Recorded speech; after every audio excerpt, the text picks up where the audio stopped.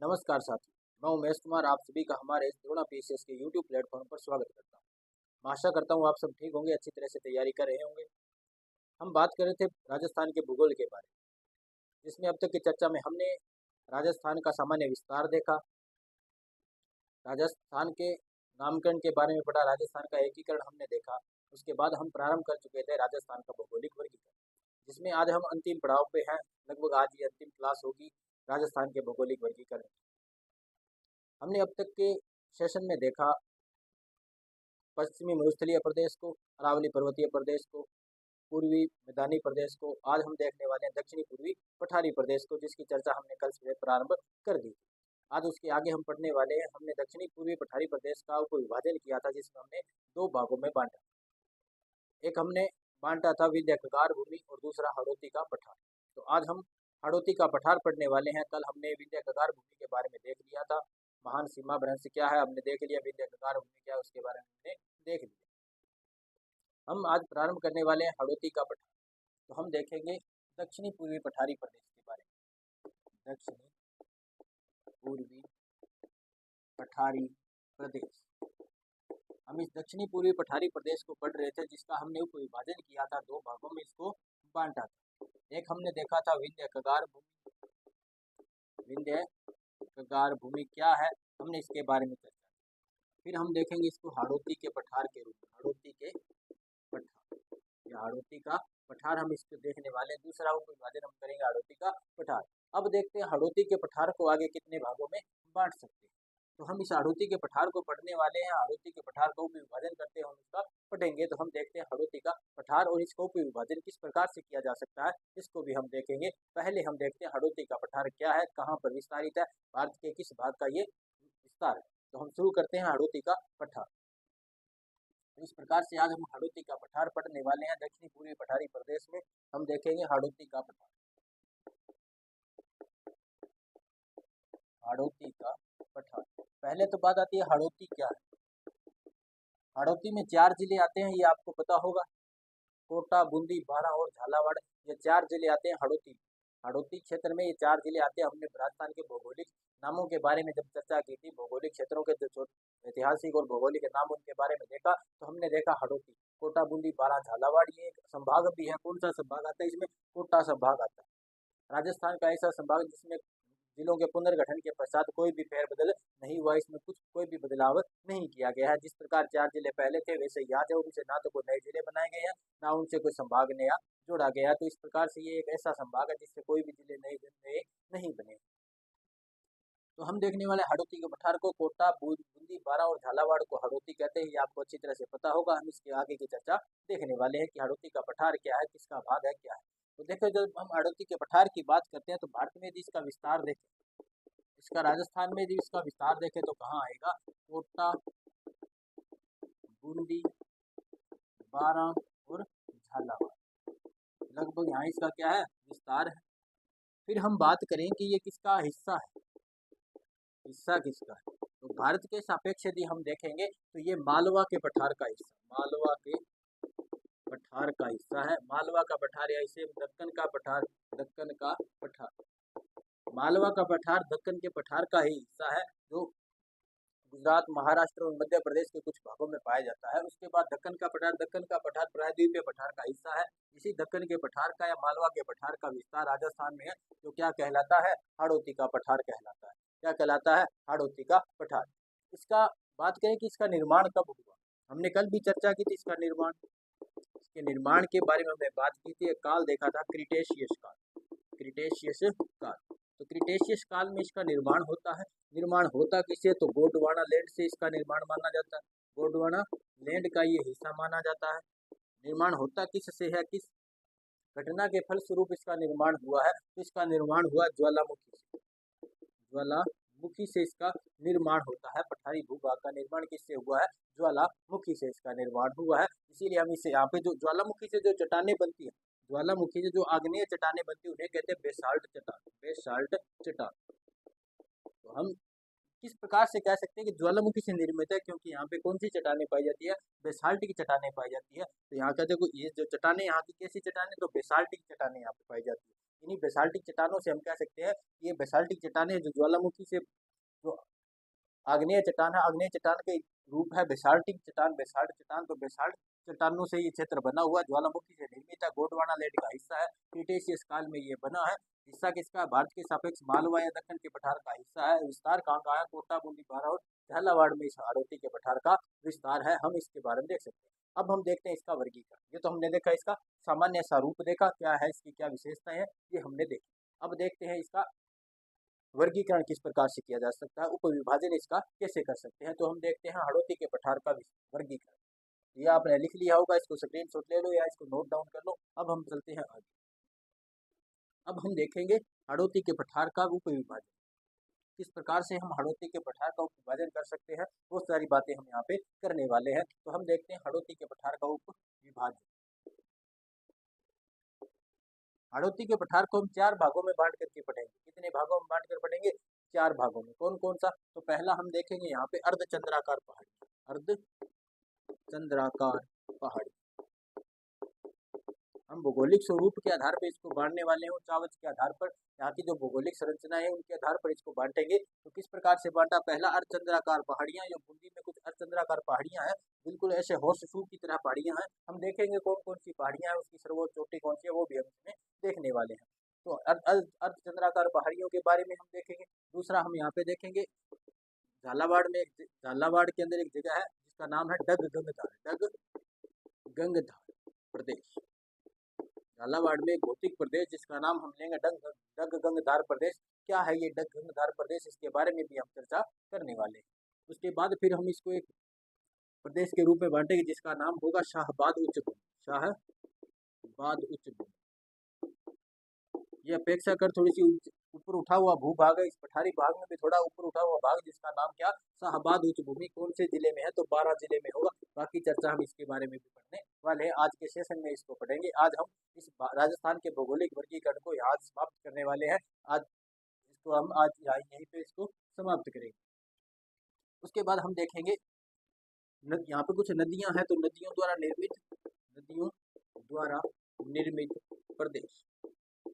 यहाँ पर कुछ नदियां भी हैं, आहू, सिंध, काली सिंध, परवन, इस प्रकार से यहाँ पे कुछ नदियां हैं, उन सब के बारे में भी हम देखने वाले हैं। तो उन नदियों के द्वारा जो प्रदेश बनाया जाएगा, जो मैदानी प्रदेश बनाया जाएगा, उसके बारे में भी हम देखने वाले हैं। तो इस प्रकार से हम पढ़ेंगे हाड़ौती के पठार को 4 भागों में बांटकर। अर्धचंद्राकार पहाड़ियां, तो अर्धचंद्राकार पहाड़ियों से हम शुरू करते हैं। पहले हम पढ़ेंगे अर्धचंद्राकार पहाड़ियां, गंगधार प्रदेश, शाहबाद उच्च भूमि और नदियों द्वारा निर्मित प्रदेश को हम देखेंगे। तो हम शुरू करते हैं अर्धचंद्राकार पहाड़ियां, इसका भी उपविभाजन करते हुए इसको आगे पढ़ेंगे। तो इसका उपविभाजन यदि हम करना चाहें तो 2 भागों में कर सकते हैं। पहला बूंदी की पहाड़ियां, यानी बूंदी जिले में जो पहाड़ियां हैं उन बूंदी जिलों की पहाड़ियों को पढ़ेंगे बूंदी की पहाड़ियों के रूप में। दूसरा हम पढ़ेंगे इसमें मुकंदरा हिल्स, मुकंदरा की पहाड़ियां, मुकंदरा की पहाड़ियां पढ़ेंगे जहाँ पे मुकंदरा टाइगर रिजर्व भी स्थित है। इस प्रकार से हम देखेंगे मुकंदरा की पहाड़ियां और बूंदी की पहाड़ियां, दोनों इन पहाड़ियों के बारे में भी हम चर्चा करने वाले हैं। तो शुरू करते हैं हम अर्धचंद्राकार पहाड़ियों में बूंदी की पहाड़ियों से आज का सेशन से शुरू करते हैं। तो इसके बारे में डिटेल से चर्चा देखेंगे, चारों प्रदेशों के बारे में देखेंगे और इसके साथ ही आज हमारा राजस्थान का भौतिक वर्गीकरण का ये जो टॉपिक है, ये सेशन है हमारा आज समाप्त हो जाएगा। कल से हम नया टॉपिक शुरू करने वाले हैं। तो आज के लिए ये राजस्थान का भौतिक वर्गीकरण यहाँ आज समाप्त कर दें।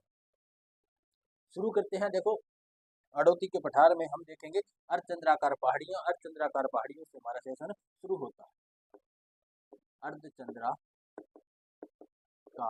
पहाड़ी हमने देखा अर्धचंद्राकार पहाड़ियों में 2 भागों में बांटा था। तो पहला ही है बूंदी की पहाड़ी। कौन है? बूंदी की पहाड़ी।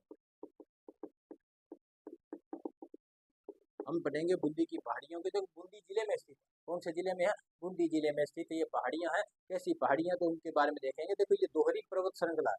कैसी पर्वत श्रृंखला? दोहरी। कुछ इस प्रकार से है, जैसे हम यदि इसका मैप बनाएं, यदि ये हमारा दक्षिणी पूर्वी पठारी प्रदेश, दक्षिणी पूर्वी पठारी प्रदेश जिसमें ये हाड़ौती का पठार है, और ये हमारा यहाँ पे बूंदी जिला। कौन सा जिला? बूंदी जिला। तो यहाँ पे कुछ इस प्रकार से पहाड़ियां, देखो ये कोटा जिला है, बूंदी जिला, इसमें यहाँ से पहाड़ियां इस प्रकार से तो इसीलिए हम इसे दोहरी पहाड़ियाँ कहेंगे, कुछ इधर भी है कुछ इधर भी है। कुछ इस प्रकार से ये बूंदी की पहाड़ियाँ हैं, दोहरी पहाड़ियाँ। कैसी पहाड़ियाँ? दोहरी पहाड़ियाँ बूंदी जिले में स्थित है। तो हम इसको देखेंगे, ये बूंदी, इसे हम कहते हैं बूंदी की पहाड़ियाँ। बूंदी की पहाड़ियाँ हम इसे कहते हैं। दोहरी श्रृंखला है कुछ इस प्रकार से ना, कुछ देखो इधर भी है उधर भी है, यही राउंड कर रही है। इसीलिए तो इन्हें अर्धचंद्राकार पहाड़ियाँ कहते हैं। क्यों? क्योंकि देखो अर्धचंद्राकार पहाड़ियाँ कुछ इस प्रकार से, देखो हॉर्स शू की पहाड़ियाँ भी कहते हैं, हॉर्स शू की पहाड़ियाँ। हॉर्स शू की पहाड़ियाँ क्यों कहते हैं? क्योंकि घोड़े की जो नाल होती है उसकी आकृति है, देखो इसकी घोड़े की नाल की आकृति है, बिल्कुल इस पर राउंड फिगर में है। तो देखो अपने इस प्रकार से अर्धचंद्राकार के रूप में देख सकते हैं। अर्धचंद्राकार पहाड़ियाँ जो बूंदी जिले में अर्धचंद्राकार पहाड़ियाँ, उन्हें हम कहते हैं बूंदी की पहाड़ियाँ। बूंदी की पहाड़ियाँ कुछ कैसे? दोहरी श्रृंखला है, दोहरी श्रृंखला है। तो इसमें हम लिख सकते हैं ये दोहरी पर्वत श्रृंखला, दोहरी पर्वत श्रृंखला है। तो ये दोहरी पर्वत श्रृंखला है। इन्हें हम कहते हैं आडावल पर्वत श्रृंखला। इसका दूसरा नाम क्या है? तो आडावल पर्वत श्रृंखला, पर्वत भी कहते हैं। तो इसे क्या कहते हैं? आडावल पर्वत भी कहते हैं। दूसरा नाम क्या है? आडावल पर्वत भी से कहते हैं। इसकी लगभग जो क्षेत्रफल है, इसका विस्तार कितने क्षेत्र में है? तो लगभग 96 किलोमीटर के क्षेत्र में इसका विस्तार है। लगभग 96 वर्ग किलोमीटर क्षेत्र में विस्तार है, विस्तार है। तो लगभग कितने किलोमीटर क्षेत्र में विस्तार है? तो 96 किलोमीटर के क्षेत्र में इसका विस्तार है। यहाँ पे कुछ दर्रे भी स्थित है। क्या स्थित है? दर्रे। दर्रों के बारे में तो पता होगा, क्या होते हैं दर्रे? आवागमन के रास्ते, पहाड़ों के बीच में कुछ कटा बटा भाग जहाँ से आवागमन संभव हो जाता है, आवागमन संभव, और जहाँ से क्या निकाला जा सकता है, कुछ नदियां में निकलती है, उन्हें हम कहते हैं दर्रे। तो इसमें कौन कौन से दर्रे हैं? तो इसमें कुछ दर्रे हैं जिनके नाम बूंदी बूंदी दर्रा, बूंदी दर्रा, एक दर्रा जिसका नाम लाखेरी दर्रा, लाखेरी दर्रा भी यहीं पर स्थित है। बूंदी दर्रा, लाखेरी दर्रा। एक नाम है खटकट दर्रा, खटकट दर्रा। पूछे जा सकते हैं ये क्वेश्चन कि खटकट दर्रा, लाखेरी दर्रा ये कहाँ पे स्थित है? तो आपको पता होना चाहिए कौन कहाँ पे स्थित है। तो ये बूंदी की पहाड़ियों में स्थित है, अर्धचंद्राकार पहाड़ियों में स्थित है। और एक इसमें दर्रा है जेतावास का दर्रा, जेतावास का दर्रा। तो इस प्रकार से ये कुछ दर्रे हैं जो आपको याद रखने।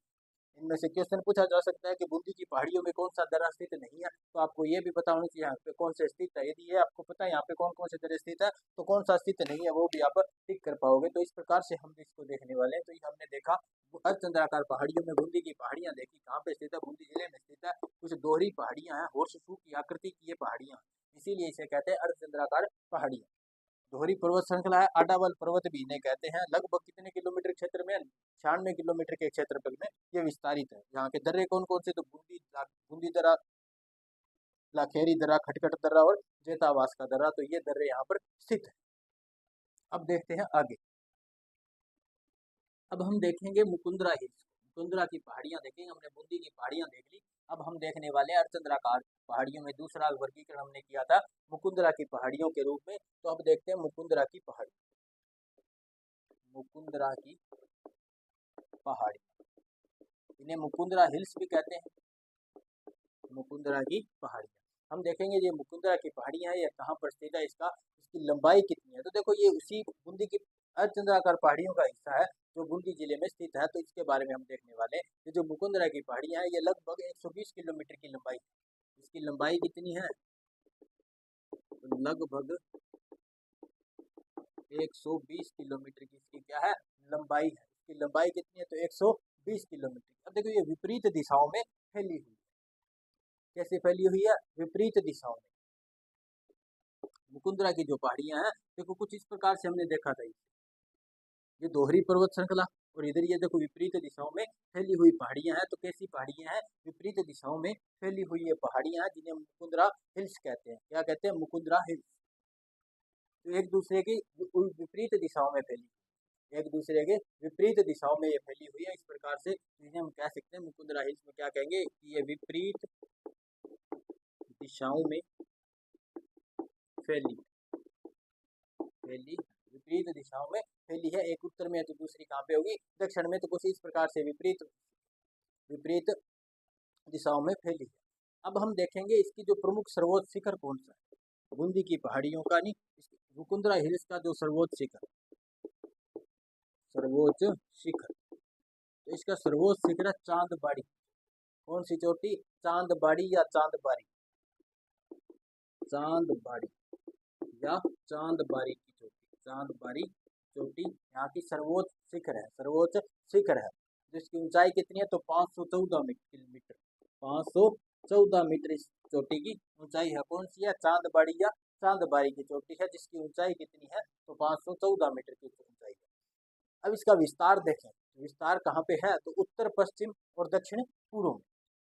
इनका जो विस्तार देखें तो कैसे है? उत्तर पश्चिम से दक्षिण पूर्व की ओर विस्तार है। तो कुछ इस प्रकार से विस्तार होगा इनका, कुछ इस प्रकार से बूंदी के मुकुंदरा हिल्स का क्या है? विस्तार है। मुकुंदरा हिल्स का विस्तार है कुछ इस प्रकार से। अब देखेंगे इसके बाद इसका विस्तार देख लिया, उत्तर पश्चिम से दक्षिण पूर्व की ओर में विस्तार, में विस्तार है। विस्तार कैसे? उत्तर पश्चिम से दक्षिण पूर्व में इसका विस्तार है। उसके बाद यदि हम आगे इसके बारे में देखें, हाड़ौती के पठार के मध्य में से गुजरती है। ये जो मुकुंदरा हिल्स है, मुकुंदरा की पहाड़ियां कहाँ से गुजरती है? तो हाड़ौती के पठार के लगभग मध्य से गुजरने वाली है। हाड़ौती के पठार के लगभग मध्य से गुजरती है। तो क्या करेगी? हाड़ौती के पठार को दो भागों में विभाजित कर देती है। क्या लिखेंगे इसमें? हाड़ौती के पठार से मध्य से गुजरती है, हाड़ौती के पठार के मध्य से गुजरती है। कौन गुजरती है? ये मुकुंदरा हिल्स, मुकुंदरा की पहाड़ियां कुछ इस प्रकार से गुजरती है। तो उसके बिल्कुल मध्य से गुजरती है, बिल्कुल मध्य से गुजरती है। तो गुजरती है, तो ये क्या करती है? ये हाड़ौती के पठार को लगभग दो भागों में बांटती है, लगभग दो भागों में बांटती है। ये तो बात हुई इसके बारे में। अब हम बात करें कि इसका विस्तार कोटा एवं झालावाड़ जिले में कहाँ कहाँ है? कोटा झालावाड़ जिले में इसका क्या है? विस्तार है। कोटा झालावाड़ जिले में किसका विस्तार है? तो मुकुंदरा हिल्स का। इसका यदि विस्तार देखें, विस्तार कौन कौन से जिलों में है? कोटा और झालावाड़, कोटा झालावाड़ जिले में इसका क्या है? विस्तार है। हमने देखा था इस प्रकार से ये हमारा हाड़ौती का पठार है, इसमें ये पहाड़ियां इस प्रकार से है, कुछ इस प्रकार से पहाड़ियां हैं। इधर ये बूंदी की पहाड़ियां होगी, बूंदी की पहाड़ियां, उसमें और बाद में ये क्या है? तो ये मुकुंदरा है, मुकुंदरा की पहाड़ी, मुकुंदरा की पहाड़ियां हैं। तो ये इसका विस्तार कहाँ से कहाँ तक है? तो देखो इसमें तीन चार पहाड़ियां, तो बूंदी की पहाड़ियां होगी, इधर रामगढ़ की पहाड़ियां, रामगढ़ की पहाड़ियां, रामगढ़ 12 की पहाड़ियां, रामगढ़ की पहाड़ियां। तो ये जो अर्धचंद्राकार पहाड़ियां, इसमें देखो एक तो रामगढ़ 12 की पहाड़ियां हो जाएगी, ये बूंदी की पहाड़ियां हैं, और इसको हम क्या कहते हैं? मुकुंदरा की पहाड़ियां कहते हैं। कोटा और झालावाड़ में इसका क्या है? विस्तार है। आगे बात आगे समझ में होगी बात भी। तो ये बात समझ में आई होगी कि मुकुंदरा हिल्स की पहाड़ी, तो इसमें तीन कौन कौन से? रामगढ़ की पहाड़ियां, जहाँ पे रामगढ़ विषधारी आपने नाम सुना होगा, रामगढ़ विषधारी जो है वो भी यहीं पे स्थित है, रामगढ़ भी यहीं पे स्थित है। उसके बाद ये बूंदी की पहाड़ियां कुछ उसके यहाँ पे आ गई, मुकुंदरा की पहाड़ियां। तो मुकुंदरा की पहाड़ियों का विस्तार कोटा और झालावाड़ में है, लगभग हाड़ौती के पठार से मध्य से गुजरती है, दो भागों में बांटती है। ये तो बातें हुई इसके बारे में। अब हम आगे देखते हैं। यहाँ पे देखो बहुत से पर्यटन स्थल भी स्थित है, बहुत से पर्यटन भी स्थित है, जैसे मुकुंदरा हिल अभ्यारण्य यहाँ पे स्थित है, एवं गागरोन दुर्ग, देखो झालावाड़ में यहाँ पे गागरोन दुर्ग भी है, वो भी इन्हीं पहाड़ियों के बीच में स्थित है। तो यहाँ पे पर्यटन स्थल भी स्थित है। कौन कौन से पर्यटन स्थल? तो मुकुंदरा हिल्स अभ्यारण्य एवं दूसरा कौन सा है? गागरोन दुर्ग है। जैसे आप जल दुर्ग, राजस्थान का एकमात्र जल दुर्ग कौन? गागरोन दुर्ग। तो गागरोन दुर्ग भी कहाँ पे स्थित है? इन्हीं मुकुंदरा की पहाड़ियों में स्थित है, आहू एवं काली सिंध नदियों के संगम पर स्थित है। उसके बाद अब देखते हैं इसके आगे और कौन सी हम यहाँ पे देखने वाले हैं। तो अब यहाँ पे अब देखेंगे नदी निर्मित मैदान। तो मुकुंदरा की हिल्स की पहाड़ियां यहाँ पे समाप्त होती है। अब देखते हैं नदी निर्मित मैदान, कौन कौन सी नदियों द्वारा यहाँ पे कैसा मैदान बनाया जाता है।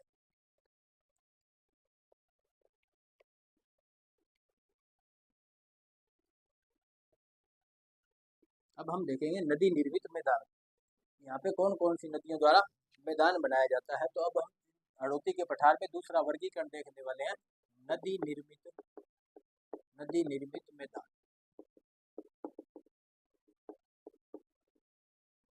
नदी निर्मित मैदान, यहाँ पे कौन कौन सी नदियों द्वारा मैदान निर्मित किया जाता है, वो हम देखने वाले हैं।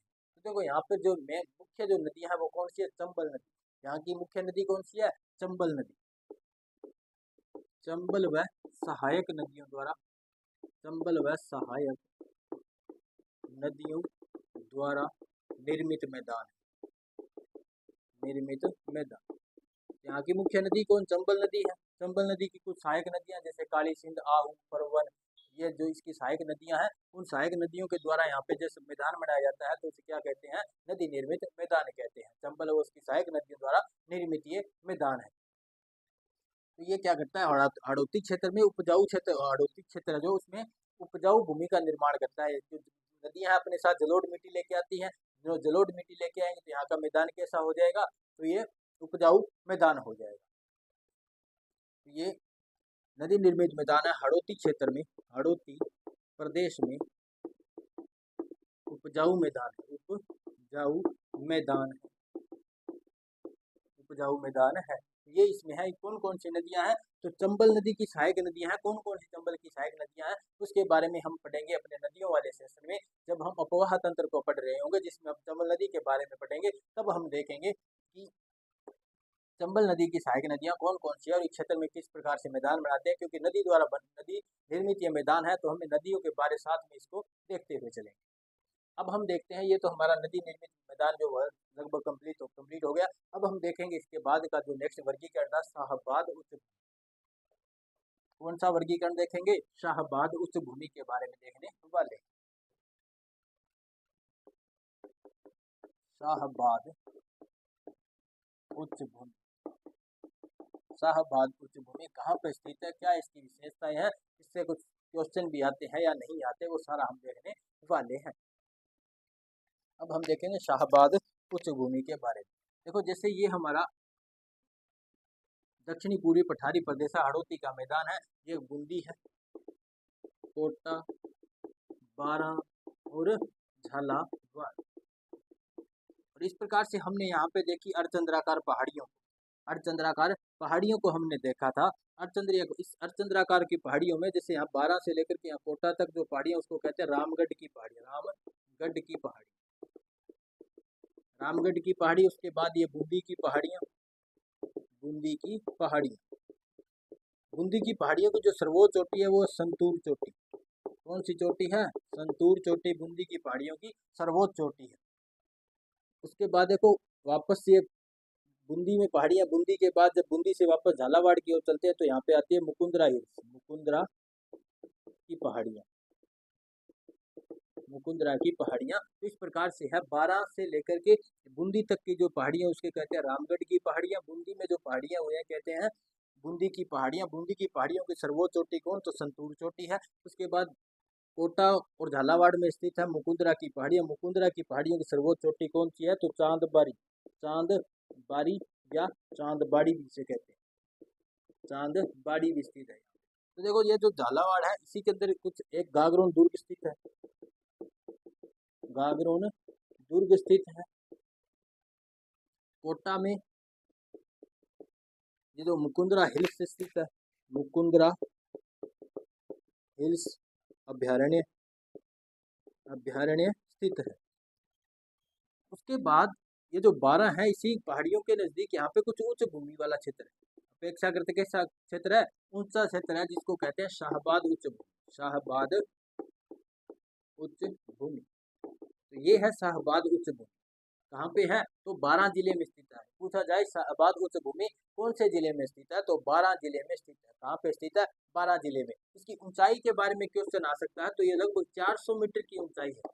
इसकी ऊंचाई कितनी है? हाइट इसकी कितनी है? तो लगभग 400 मीटर की इसकी ऊंचाई है। शाहबाद उच्च भूमि है जो समुद्र तल से कितनी ऊंचाई पर है? लगभग 400 मीटर की ऊंचाई पर स्थित है। इसीलिए तो इसे कहते हैं शाहबाद उच्च भूमि। क्या कहते हैं? शाहबाद उच्च भूमि कहते हैं। यहाँ पर इसका जो सर्वोच्च शिखर है, यहाँ का सर्वोच्च शिखर है वो है कसवा थाना। शाहबाद उच्च भूमि का सर्वोच्च शिखर, सर्वोच्च शिखर कौन है? कसवा थाना, कसवा थाना। ये क्षेत्र सर्वोच्च शिखर है। शिखर का नाम है क्यों? क्योंकि इसके ऊपर एक गांव स्थित है जिसका नाम है कसवा थाना। इसी के नाम पर इसका, इस शिखर का भी नाम है, क्या नाम है? कसवा थाना, जिसकी ऊंचाई कितनी है? तो 450। इस शाहबाद उच्च भूमि का जो सर्वोच्च शिखर कसवा थाना, इसकी ऊंचाई कितनी है? 450 मीटर। और शाहबाद उच्च भूमि की जो औसत ऊंचाई मानी जाती है वो कितनी है? 400 मीटर। तो इस प्रकार से हमने देखा शाहबाद उच्च भूमि को। ये जो शाहबाद उच्च भूमि है इसकी विशेषता क्या है? तो यहाँ पर सहरिया जनजाति निवास करती है, सहरिया जनजाति यहाँ पे निवास करती है। शाहबाद उच्च भूमि में शहरिया जनजाति निवास करती है। शहरिया जनजाति राजस्थान की एकमात्र जनजाति जिसे आदिम जनजाति कहा जाता है, आदिम जनजाति कहा जाता है। राजस्थान की एकमात्र जनजाति जिन्हें आदिम जनजाति का दर्जा प्राप्त है, शहरिया जनजाति, जो कहाँ रहती है, शाहबाद उच्च भूमि में रहती है। शाहबाद उच्च भूमि वाले इस प्रदेश में रहती है। कौन सी जनजाति? तो शहरिया जनजाति। ये भी आपको याद रखना चाहिए। अब इसके बाद में हम देखते हैं यहाँ की कुछ विशेषता क्या है। तो देखो, हमने देखा था यहाँ पे रामगढ़ की पहाड़ियां हैं। रामगढ़ की पहाड़ियों में एक झील है। कौन सी झील है? तो रामगढ़ क्रेटर झील। रामगढ़ क्रेटर झील। हमने बात की थी क्रेटर और कालडेरा के बारे में। तो क्रेटर और कालडेरा प्राकृतिक झीलें होती है। ये या तो बनती है ज्वालामुखी से या बनती है किसी उल्का पिंड गिरने से। उल्का पिंड गिरने से। तो ये जो रामगढ़ क्रेटर झील है, ये उल्का पिंड गिरने से बनी है। उल्का पिंड गिरने से क्रेटर झील बनती है। उल्का पिंड और ज्वालामुखी से जब झीलें बनती है तो वो होती है क्रेटर झील, या उसे कालडेरा झील भी कहते हैं। तो ये क्रेटर झील है। कौन सी क्रेटर झील है? उल्का पिंड से निर्मित क्रेटर झील कौन सी है? रामगढ़ क्रेटर झील। कहाँ पे स्थित है? तो इसी शाहबाद उच्च भूमि में स्थित है। कहाँ पे स्थित है? इसी शाहबाद उच्च भूमि में स्थित है। तो ये बातें हुई शाहबाद उच्च भूमि के बारे में। अब हम देख लेते हैं डगगंगधार का क्षेत्र क्या है, डगगंगधार प्रदेश क्या है। तो ये आप इसके शाहबाद उच्च भूमि के बारे में लिख लेते हैं सही से, और उसके बाद में शुरू करेंगे डगगंगधार प्रदेश के बारे में। डगगंगधार प्रदेश शुरू करेंगे, उससे पहले शाहबाद उच्च भूमि के बारे में देख लेते हैं। तो इसका विस्तार देख लेते हैं पहले कहाँ पे। तो विस्तार कौन से जिले में है? 12 जिले में। 12 जिले में। इसकी ऊंचाई कितनी है? तो ऊंचाई लगभग कितनी है? 400 मीटर है। यहाँ का सर्वोच्च शिखर कौन है? सर्वोच्च शिखर कभी बात की थी ना, कौन सा था? कसवा थाना। कसवा थाना यहाँ का क्या है? सर्वोच्च शिखर है, जिसकी ऊंचाई कितनी है? तो 450 मीटर ऊंचाई इसकी कसवा थाना शिखर की। उसके बाद हमने देखा यहाँ इसकी विशेषता क्या है। तो यहाँ पे शहरिया जनजाति निवास करती है। कहाँ निवास करती है? शाहबाद उच्च भूमि वाले क्षेत्र में निवास करती है। इसके बाद जो रामगढ़ क्रेटर झील भी यहीं पर स्थित है। रामगढ़ क्रेटर झील यहाँ स्थित है, जिसे ये जो रामगढ़ क्रेटर झील है, इसे विश्व विरासत में शामिल किया गया है। विश्व विरासत धरोहर में शामिल किया गया है, जिसे विश्व विरासत धरोहर में शामिल किया गया है।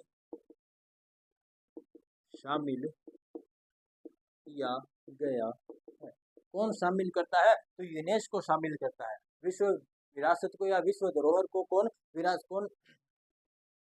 शामिल करता है? तो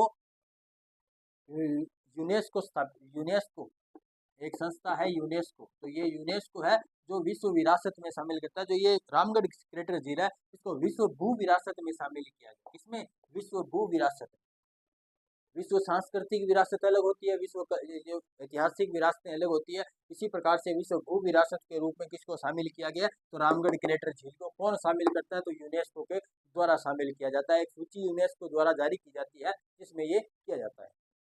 हमने देख लिया यहाँ पे रामगढ़ क्रेटर झील यहाँ पे स्थित है, जिसे विश्व भू विरासत की धरोहर में शामिल किया गया है। शाहबाद उच्च भूमि का विस्तार 12 जिले में है। हमने इसकी ऊंचाई के बारे में देख लिया, लगभग 400 मीटर इसकी ऊंचाई है। सर्वोच्च शिखर यहाँ का कसवा थाना है, 450 मीटर ऊंचाई उसकी है। अब देख लेते हैं डगगंगधार प्रदेश के बारे में। तो ये तो था शाहबाद उच्च भूमि। अब देखते हैं डगगंगधार प्रदेश।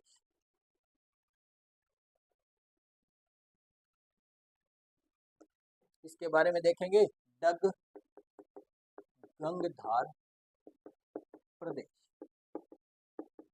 क्या है? डगगंगधार प्रदेश कहाँ पर स्थित है? तो ये देख लेते हैं, वापस बना लेते हैं हमारा हड़ौती का पठार। ये तो था हमारा बूंदी की पहाड़ियां, अर्धचंद्राकार पहाड़ियां, जिसमें यहाँ तक तो थी रामगढ़ की पहाड़ियां, आगे बूंदी की पहाड़ियां और यहाँ मुकुंदरा की पहाड़ियां। तो इन्हीं मुकुंदरा हिल्स के पास में ये जो क्षेत्र है इधर का जो ये क्षेत्र है, ये है डगगंगधार प्रदेश। डगगंगधार प्रदेश तो कौन से जिले में हुआ? झालावाड़ जिले में हो गया। कौन से जिले में हुआ? झालावाड़ जिले में हुआ। झालावाड़ के दक्षिण पश्चिम ये झालावाड़ है। यहाँ पे झालावाड़ है तो इसके दक्षिण पश्चिमी जो दिशा है, इस दक्षिणी पश्चिमी दिशा में थोड़ा ऊपर उठा हुआ भाग है, जिसे क्या कहते हैं, डग गंगधार प्रदेश कहते हैं। तो इसके बारे में लिख लेते हैं। कहाँ पर स्थित है? तो झालावाड़ में या झालावाड़ के दक्षिण पश्चिम दिशा में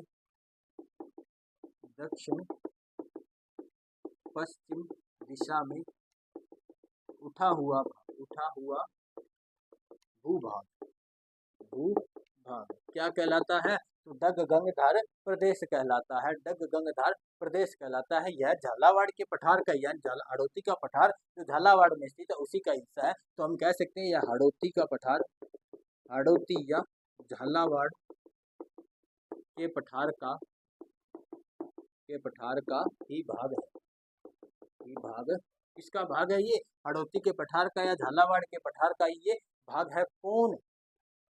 डग गंगधार प्रदेश एक पठारी प्रदेश है। कैसा प्रदेश है? पठारी प्रदेश है। हम ये भी कह सकते हैं कि मालवा के पठार का हिस्सा है, दक्कन के पठार का भी हिस्सा है। तो ऐसा भी हम कह सकते हैं। तो ये तो हुई बात किसके बारे में? डग गंगधार प्रदेश के बारे में। झालावाड़ के दक्षिण पश्चिम दिशा में उठा हुआ भू प्रदेश, जिसे हम क्या कहते हैं? डग गंगधार प्रदेश कहते हैं। कौन से जिले में स्थित है? तो झालावाड़ जिले में स्थित है। इसका हिस्सा किसका है? तो हड़ौती के पठार का, झालावाड़ के पठार का, मालवा के पठार का, दक्कन के पठार का या प्रायद्वीपीय भारत का हिस्सा है। कैसा भी एग्जाम में क्वेश्चन पूछा जा सकता है। आप हर एक क्वेश्चन के लिए आप तैयार रहो। कैसी लैंग्वेज पूछते हैं, किस प्रकार से वो ऑप्शन सेट करके देते हैं, तो आपका उत्तर गलत नहीं होना चाहिए। अच्छी तरह से पढ़ करके जाना। ये था डग गंगधार प्रदेश। अब इसमें देख लेते हैं कुछ और पठारी भूभाग भी हैं जिनके बारे में देख लेते हैं। तो एक पठार आता है जिसका नाम है ऊपरमाल का पठार। ये भी इसी प्रदेश में स्थित है। नाम क्या है? ऊपरमाल का पठार।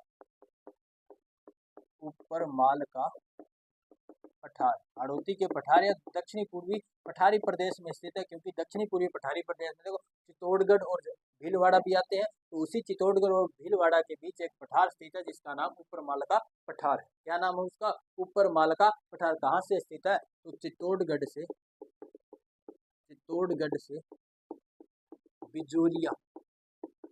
बिजोलिया कहाँ है? बिजोलिया किसान आंदोलन के बारे में आपने सुना होगा। नहीं सुना तो आप हिस्ट्री की क्लास में देख सकते हैं। जो राजस्थान हिस्ट्री जो हमारे संजय सर आपको करा रहे हैं, उसमें आप देख सकते हैं हमारे द्रोणा पीसीएस के यूट्यूब प्लेटफॉर्म पर। बिजोलिया कहाँ पे? भीलवाड़ा में। बिजोलिया भीलवाड़ा तक का पठारी प्रदेश क्या कहलाता है? ऊपरमाल का पठार कहलाता है। क्या कहलाता है? ऊपरमाल का पठार कहलाता है। यह किसका हिस्सा है? तो ये भी मालवा के पठार का ही हिस्सा है। किसका हिस्सा है? मालवा के पठार का ही हिस्सा है। उसके बाद में एक टर्म आता है खेराड़। ये खेराड़ क्या है? खेराड़ और एक शब्द और आता है माल खेराड़। ये क्या है? तो देखो जो खेराड़ है वो क्या है? ये भीलवाड़ा में एक जगह है जहाजपुर भीलवाड़ा, जो पहले भीलवाड़ा में थी, वर्तमान में कौन से जिले में है? तो शाहपुरा जिले में। वर्तमान में भीलवाड़ा से एक नया जिला बना है। कौन? तो शाहपुरा। इसी शाहपुरा जिले में है कौन? जहाजपुर। तो जहाजपुर में एक मैदानी भाग है। जहाजपुर में क्या है? जहाजपुर भीलवाड़ा से लेकर टोंक तक का प्रदेश क्या कहलाता है? खेराड़ कहलाता है। टोंक तक का प्रदेश क्या कहलाता है? खेराड़ कहलाता है। जहाजपुर भीलवाड़ा से टोंक तक का ये जो प्रदेश है, पठारी जो भूभाग है, क्या कहलाता है? तो ये क्या कहलाता है? खेराड़ कहलाता है। एक शब्द और आता है माल खेराड़। तो माल खेराड़ का मतलब आ जाता है कि जो खेराड़ प्रदेश और उसके साथ में ये ऊपरमाल का पठार। हमने देखा ना, ये खेराड़ प्रदेश प्लस में कौन सा? ऊपरमाल का पठार, ऊपरमाल प्रदेश या पठार। ये जो दोनों जब मिल जाते हैं तो क्या बन जाता है? माल खेराड़ बन जाता है। ऊपरमाल का माल ले लेते हैं, इधर से हम खेराड़ लेते हैं, तो माल लेंगे तो खेर तो नहीं रहेगी, है ना। तो इसी प्रकार से कहते हैं कि ऊपरमाल का पठार और खेराड़, इन दोनों के प्रदेश को जब एक साथ मिला लिया जाता है तो क्या बन जाता है? माल खेराड़ बन जाता है। माल खेराड़ बन जाता है। तो आज का सेशन हमारा यहीं पे समाप्त होता है। इसी प्रकार से आज हमारा राजस्थान का भौगोलिक वर्गीकरण पूरा होता है। कल से हम नया टॉपिक शुरू करेंगे। आप कमेंट में बता देना कौन सा टॉपिक शुरू करना है, हम वही टॉपिक कल से प्रारंभ करने वाले हैं। तो कैसी लगी आज की क्लास हमें कमेंट में जरूर बताना। अच्छी लगी हो तो लाइक कर देना, अपने साथियों तक के कंटेंट को पहुंचा देना, शेयर कर देना। यदि आपने हमारे चैनल को अभी तक सब्सक्राइब नहीं किया है तो चैनल को सब्सक्राइब कर लीजिए और बेल आइकन के बटन को ऑन कर लीजिए ताकि आने वाली क्लासों के नोटिफिकेशन आपको मिल सके। धन्यवाद।